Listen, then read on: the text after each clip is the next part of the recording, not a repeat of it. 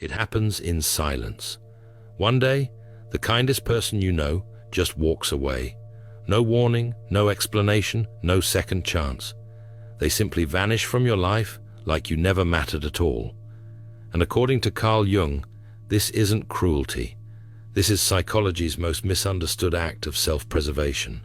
But what looks like coldness is actually the most powerful transformation a human being can undergo. When someone finally cuts everyone off, they're not losing themselves. They're finding themselves. And once that switch flips, there's no going back. Jung spent decades studying this exact pattern. He watched patient after patient arrive at the same psychological breaking point.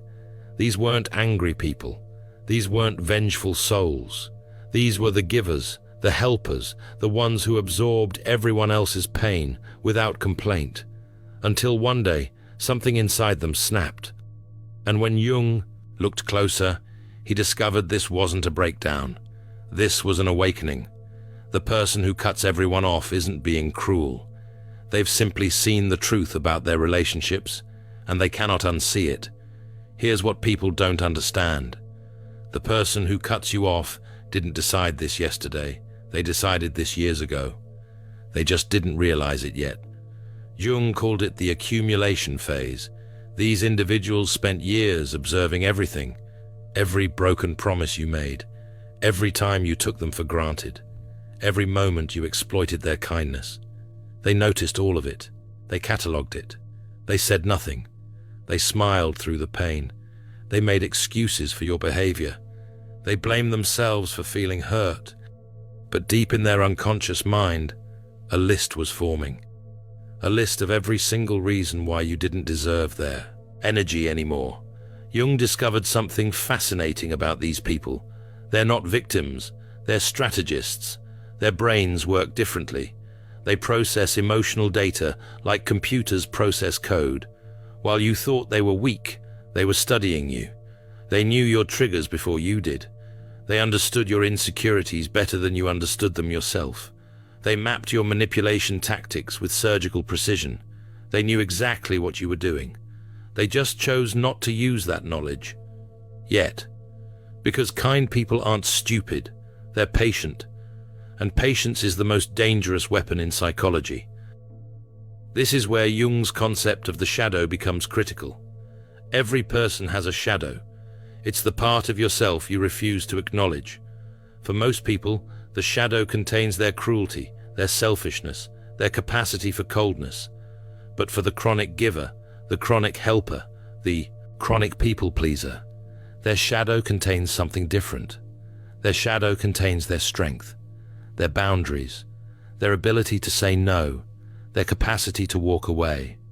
And when that shadow finally activates, it's like watching someone become a completely different person overnight. Except they're not different, they're finally complete. Jung called this moment the door slam. It's not gradual, it's instant. One day you have access to this person's time, energy, and love. The next day, you have nothing. You're blocked, you're deleted, you're erased. And here's the part that terrifies people. The person doing the erasing feels nothing. No guilt, no regret, no second thoughts, because their unconscious mind has already done the math. The cost of keeping you in their life outweighs any benefit you provide. And once that calculation is complete, there's no negotiation, there's no appeal, there's just silence. Jung understood that relationships function on psychic energy exchange. Every interaction costs energy. Some people give energy, some people drain it. And the person who cuts everyone off has finally realized they've been operating at an energy deficit for years. They gave and gave and gave. And what did they receive in return? Betrayal, manipulation, being taken for granted. Their unconscious mind looked at this pattern and made an executive decision. This ends now.